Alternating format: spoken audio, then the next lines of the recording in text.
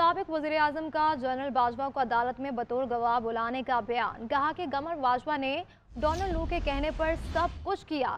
Cipher case میں general retired Bajwa اور Donald لو کو بطور گواہ عدالت بلاؤں گا۔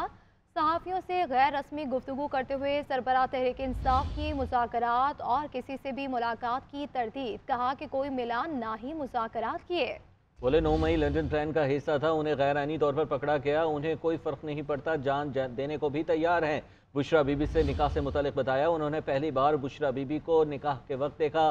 قوم کے نام پیغام میں کہا کہ آپ کا کپتان آخری وقت تک لڑے گا، الیکشن میں جیت تحریک انصاف کی ہوگی۔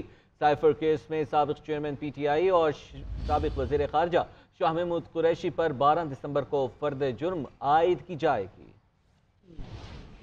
پٹیالہ جیل میں سائفر کیس سیکرٹ ایکٹ کے تحت قائم خصوصی عدالت کے جج ابوالحسنات ذوالقرنین نے سماعت کی۔ آج میڈیا نمائندوں کو بھی کوریج کے لیے جیل کے اندر جانے کی اجازت دی گئی۔ دوران سماعت سابق پی ٹی آئی چیئرمین کی اہلیہ بشرا بی بی اور بہنیں بھی موجود تھیں۔ سابق پی ٹی آئی چیئرمین کے وکیل عثمان گل ایڈوکیٹ نے دلائل دیے کہ عدالتی سماعت کے لیے جاری نوٹیفیکیشن میں قانونی تقاضے پورے نہیں کیے گئے۔ بابر امان بولے، جب تک نیا نوٹیفیکیشن نہیں ہوتا کارروائی آگے نہیں بڑھ سکتی، جس پر مباحث جج نے ریمارکس دیے کہ اسلام آباد ہائی کورٹ کا ڈویژنل بینچ جج کی تعیناتی کا نوٹیفیکیشن درست قرار دے چکا ہے۔ عدالت نے قرار دیا کہ سائفر کیس میں سابق وزیر اعظم اور شاہ محمود قریشی پر 12 دسمبر کو فرد جرم عائد کی جائے گی۔ عدالت نے دونوں کو کیس کی نقول فراہم کر دی۔ سابق چیئرمین پی ٹی آئی نے عدالت کے سامنے بیان دیا کہ عدالت میں جنرل باجوہ اور امریکی ایمبیسی کے نمائندے کو بطور گواہ بلاؤں گا۔ صحافی نے سوال کیا کہ آپ سے کسی نے مذاکرات کیے، جس پر سابق وزیر اعظم نے بتایا کہ ان سے نہ کوئی ملا نہ ہی مذاکرات کیے۔ 9 مئی لندن پلان کا حصہ تھا، انہیں غیر آئینی طور پر پکڑا گیا، انہیں کوئی فرق نہیں پڑتا،